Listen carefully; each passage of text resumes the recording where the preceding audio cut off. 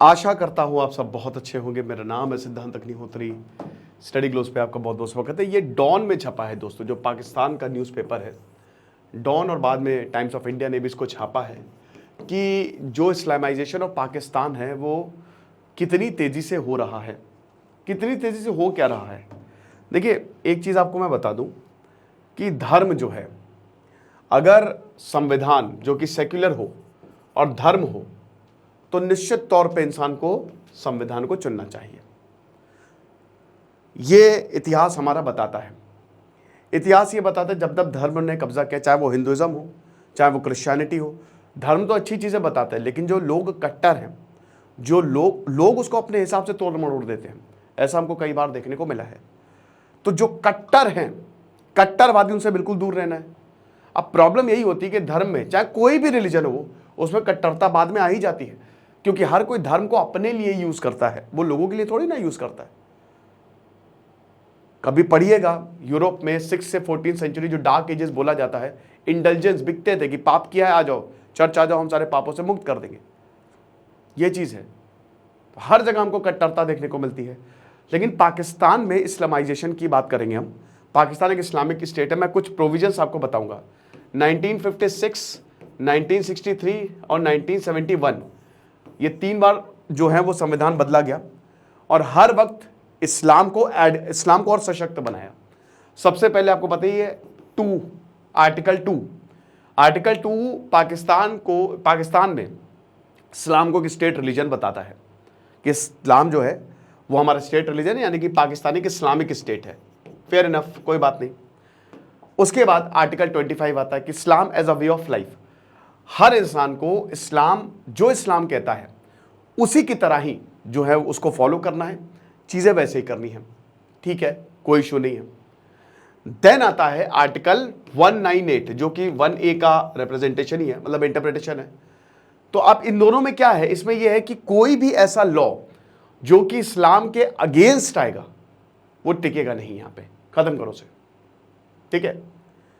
एक Islamic research शुरुआत हुई थी, इसको डेवलप किया था, बाद में इसको इस्लामिक काउंसिल ऑफ आइडियोलॉजी, ठीक है, उससे रिप्लेस कर दिया गया।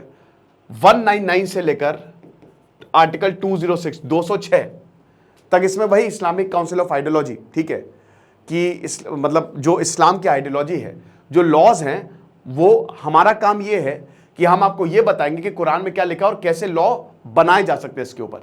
ठीक है, ये करता है।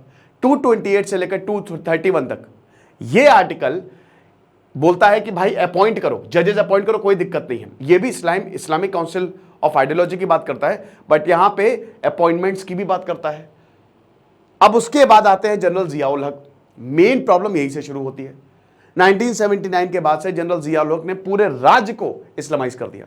गांव गांव में हर जगह शरिया शरिया शरिया, हुद ऑर्डिनेंस, कानून ऑर्डर एक करके आया था, ठीक है, ऐसा करके 1984 में, जिसमें इन रूल्स को मतलब कानूनी मान्यता दे दी कि जो इस्लाम के रूल्स हैं उनको कानूनी मान्यता मिलेगी। फेडरल शरीयत कोर्ट FSC, आर्टिकल 203, अलग अलग प्रोविजन ये बना दिए गए। अब यहां पे क्या है, इस्लामिक स्कॉलर्स जो हैं वो जज होंगे, या जो धर्म गुरु हैं उनको जज बनाया जाएगा। एक ब्रिज था ये, जो सुप्रीम कोर्ट में, उसमें तो सेक्युलर जज ही बैठेगा, और जो यहां पे जज बैठेगा। इनफैक्ट बहुत सारे मामले दोस्तों जो इस्लाम के अगेंस्ट जाते हैं वो FSC में आने लगे। कितने ऐसे भाई, डोमेस्टिक वायलेंस 2020, ट्रांसजेंडर बिल 2018, ये सब गुनाह है पाकिस्तान में, क्योंकि इस्लाम इसकी इजाजत नहीं देता है। तो ये सब FSC में गए और सब खत्म कर दिए कि इसको हम पूरी एक प्रॉपर, जैसा मैंने बताया ना, काउंसिल है। कोई भी लॉ पारित करने से, अभी जैसे कास्ट्रेशन लॉ आया था कि रेप करेंगे तो केमिकली कास्ट्रेट कर देंगे, क्योंकि रेप वहां पे पंजाब में रेप इमरजेंसी लगाई गई थी, तो वो नल एंड वॉइड। कोई भी अगर महिलाओं से रिलेटेड कोई कानून आता है, नल एंड वॉइड। क्यों? इस्लाम इसकी इजाजत नहीं देता। तो ये प्रॉब्लम है। अब देखिए, वैसे तो अगर आप कुरान पढ़ें, उसमें बहुत, अब इंटरप्रिटेशन अलग अलग है, लेकिन भाई कुरान में तो औरतों से लेकर आदमियों तक सबको प्रॉपर राइट्स हैं। अगर आप उनकी आयतें पढ़ें तो हर किसी को प्रॉपर राइट्स हैं। ठीक है, ये जो सब उल्टा सीधा चलता है ना, पढ़िए पहले, तब आपको पता चलेगा। ये चीज है, वो तो इन सब की बात ही नहीं करता है, लेकिन इंटरप्रिटेशन कैसा हो रहा है, ये बात है, समझ रहे।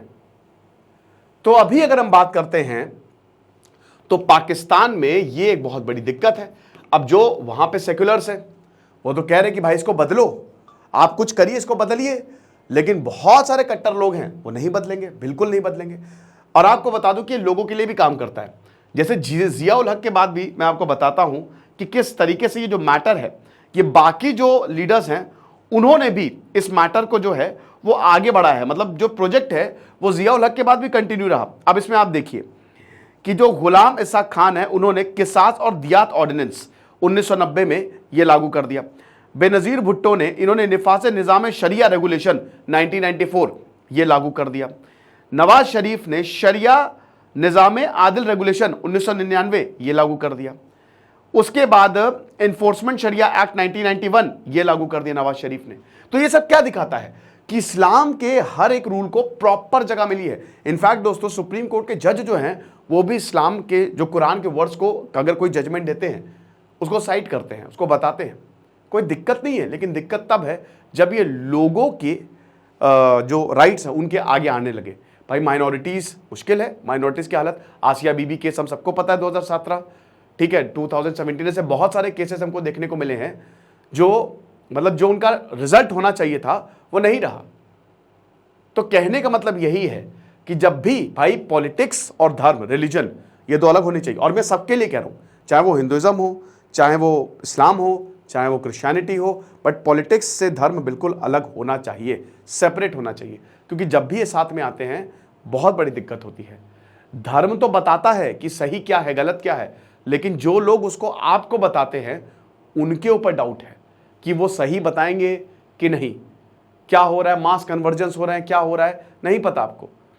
तो इसीलिए कहता है, अब लोग जैसे अब जितना ज़्यादा लोग पढ़ेंगे लिखेंगे, आपको जान के हैरानी होगी कि 2050-60 आते आते सबसे बड़ा धर्म पता है कौन सा क्या होगा? नास्तिकवाद। सबसे ज़्यादा लोग भगवान में नहीं मानेंगे 2050 आते आते, क्योंकि बढ़ रहा है, टेक्नोलॉजी आ रही है, लोगों का दिमाग बढ़ रहा है ना। तो ये बहुत सारी चीज़ें जो हैं ये इस तरीके से हमको जो है वो देखने को मिलती हैं। अब काफ़ी ऐसे भी हैं, मतलब एक तरीके से इंस्टीट्यूशनलाइज्ड हो गया। आपको बता दूं कि जितने भी इंस्टीट्यूशन बनेंगे वो भी इस्लामिक प्रिंसिपल पे ही बनेंगे, कोई भी इसके अगेंस्ट नहीं जाएगा। ये संविधान में जो मैंने आपको इतना कानून बताया, संविधान में बताया, भारत के संविधान में आपको नहीं देखने को मिलेगा। भारत का संविधान बहुत ही प्रैक्टिकल है, सेक्युलर है, प्रॉपर सेक्युलर है। फ्रांस एक कैथोलिक नेशन था और आज फ्रांस में भयानक नेगेटिव सेक्युलरिज्म है। वो इतना परेशान हो गया कि उसने बोला कि भाई कुछ भी होगा हम धर्म का तो नहीं अब आचरण लेंगे, हम धर्म से एकदम दूर हैं, क्योंकि उसने कत्लेआम देखा है धर्म की वजह से। ठीक है, तो इसीलिए बेस्ट यही है कि, और देखिए कहीं ना कहीं प्रॉब्लम है, ये बहुत बड़ी प्रॉब्लम है, क्योंकि आज जैसे पाकिस्तान की आप ये हालत देख रहे हो तो उसमें ये है, एक मुद्दा है, वहाँ पे जो औरतें हैं या फिर जो माइनॉरिटीज़ हैं उनके राइट्स का दमन तो होता ही है, ये तो जग जाहिर बात है। तो जब तक इन चीज़ों को सही नहीं किया जाएगा तब तक, अब आप बोलेंगे सर सऊदी या यूएई या गल्फ कंट्रीज, देखो बेटा वो देश में है ना, भले ही वो इस्लामिक देश है लेकिन उनका ढांचा ही अलग है।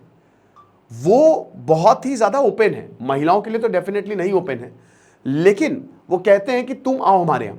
वो पूरी दुनिया भर से लोगों को इन्वाइट करते हैं कि तुम आओ। वो धर्म को एकदम साइड में रखते जब डेवलपमेंट की बारी आती है कि तुम करो डेवलप, जितना हो सके डेवलप करो, कोई प्रॉब्लम नहीं है।